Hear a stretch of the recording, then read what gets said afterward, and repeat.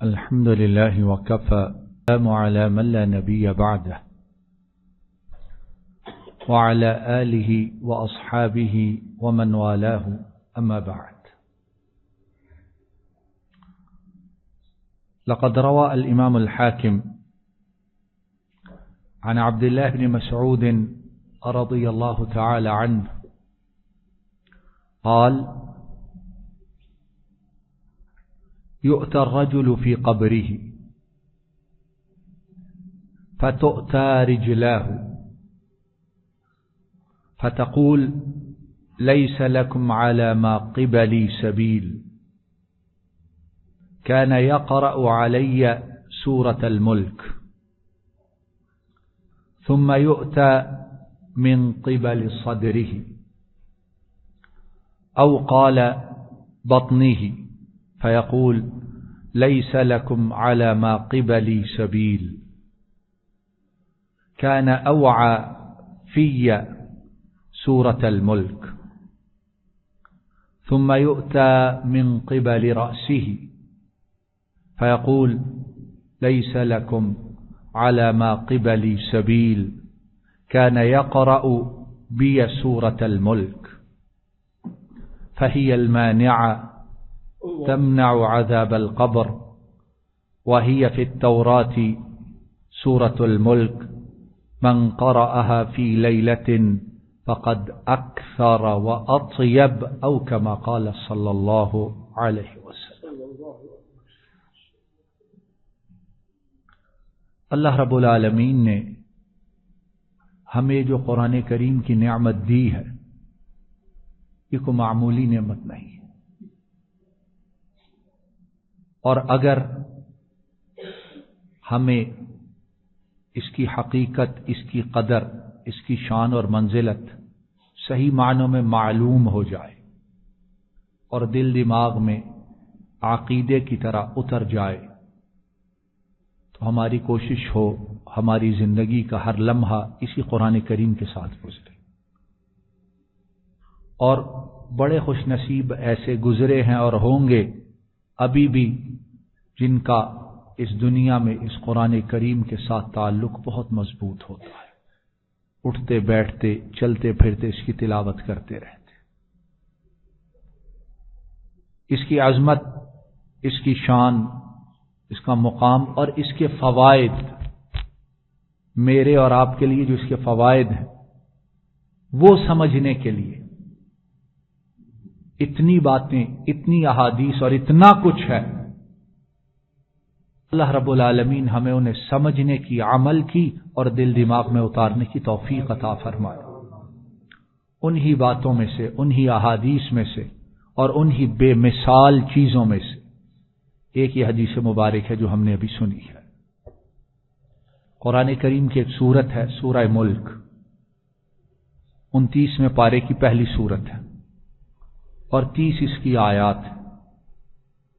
اور جو اللہ رب العالمین کی توفیق سے اسے پڑھنا چاہے، تلاوت کرنا چاہے، زیادہ سے زیادہ 5 منٹ لگتے ہیں، زیادہ سے زیادہ.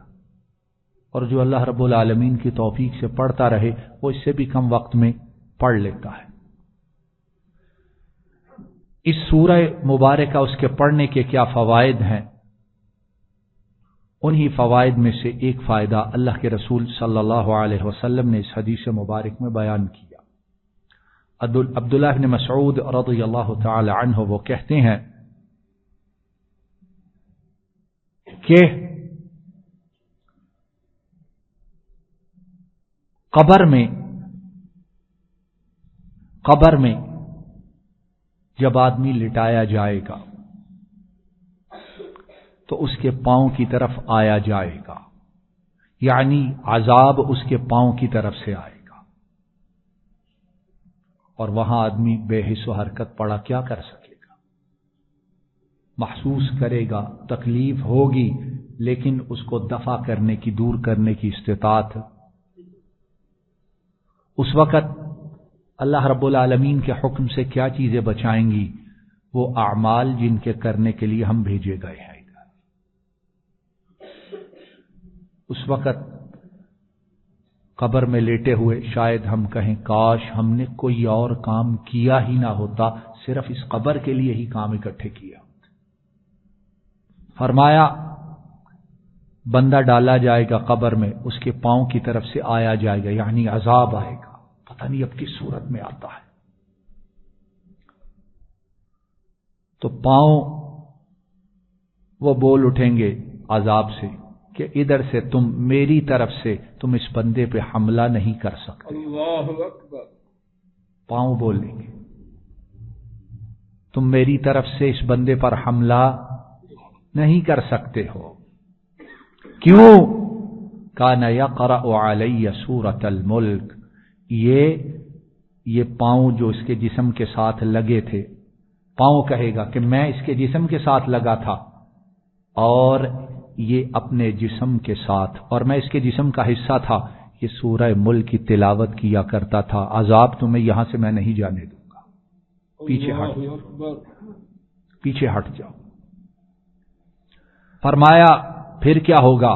عذاب اس شخص کے سینے کی طرف سے آئے گا، اور ایک روایت میں ہے کہ اس کے پیٹ کی طرف سے آئے گا۔ تو سینہ یا پیٹ وہ عذاب کے راستے میں کھڑے ہو جائیں گے، کہیں گے آگے نہیں جا سکتے ہو تم۔ کیوں؟ پیٹ کہے گا کہ اس میرے اندر سورہ ملک تھی، یہ سورہ ملک کی تلاوت کیا کرتا تھا۔ یا سینہ کہے گا کہ میرے اندر سورہ ملک تھی، اس کی تلاوت کرتا تھا، تم یہاں سے نہیں جا سکتے ہو۔ عذاب جو ہے پھر سر کی طرف سے آئے گا، سر بولے گا کہ تم ادھر سے نہیں جا سکتے ہو۔ اسی سر کے ساتھ اور اسی سر میں جو زبان ہے اس کے ساتھ یہ سورہ ملک کی تلاوت کیا کرتا تھا، تم واپس چلے جاؤ۔